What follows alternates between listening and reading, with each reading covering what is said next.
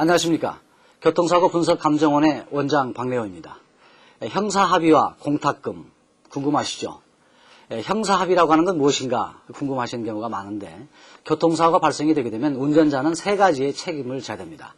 행정적인 책임, 두 번째 민사적인 책임, 그리고 형사적인 책임이 있습니다. 그러나 교통사고 처리 특례법에 의해서 형사적인 처벌은 하지 않도록 되어 있는 것이 우리나라의 법령입니다. 그러나 운전자가 중대한 과실을 범하게 됐을 때는 형사처벌을 받게 되죠. 그것은 바로 피해자가 사망한 경우나 사고를 내고 도주한 경우, 그 다음에 10대 중대 과실에 의한 교통사고 발생이 되게 되면 형사처벌을 받게 됩니다. 형사처벌을 받게 되면 아무래도 그 양형이라고 하는 형량을 적게 받는 것이 중요하겠죠. 그러기 위해서는 피해자와 합의한다는 것이 상당히 중요합니다. 비록 민사적인 문제, 보상해제되는 문제는 보험에서 모든 것이 합의가 된다 하더라도 형사합의라고 하는 것은 인간적인 측면에서 서로 합의가 되어야만이 형사적인 처벌에서 덕을 볼 수 있다라고 생각하시면 되겠습니다.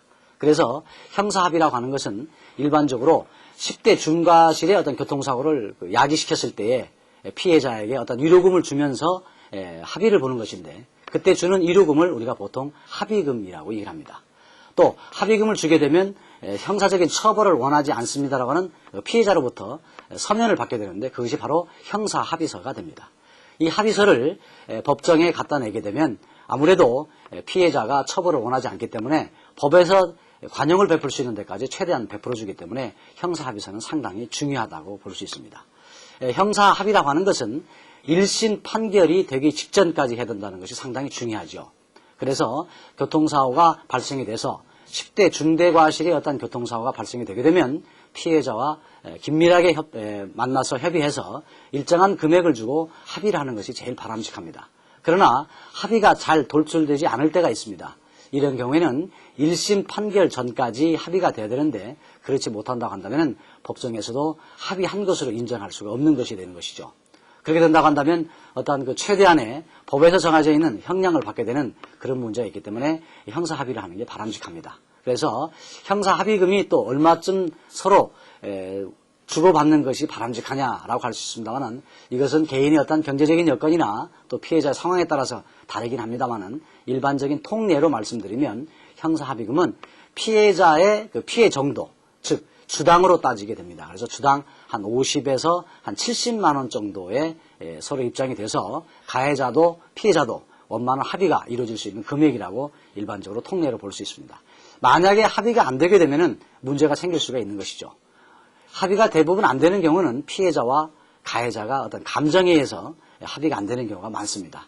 또는 가해자는 적은 금액을 제시하게 되고 피해자는 또 무리한 많은 금액을 요구하게 되면 합의가 이루어지지 않는 경우가 많습니다. 이럴 때는 가해자 입장에서 나는 합의하고자 하는데 피해자와 원만한 합의가 안 이루어졌습니다. 그런데 제가 그 일정한 금액은 드리고자 합니다 하는 의미에서 그 돈을 법원에다 맡기는 제도가 있습니다. 이것을 공탁이라고 얘기합니다. 그 공탁금은 주당 50에서 한 70만 원 정도를 계산하셔서 피해자의 정도에 따라서 그 돈을 법원 공탁계에다가 맡기게 되면 공탁이 이루어지게 됩니다.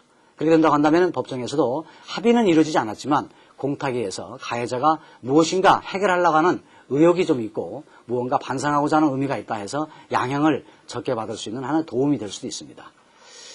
재판이 끝나고 난 뒤에 공탁금을 피해자가 재판 전에도 찾아가게 되면은 그 공탁금은 피해자 몫이 되게 됐습니다만, 가해자가 어느 경우에는 공탁을 했는데도 피해자가 처벌만 원하지 공탁금마저도 필요하지 않는다고 한다면 공탁금을 안 찾아가겠죠.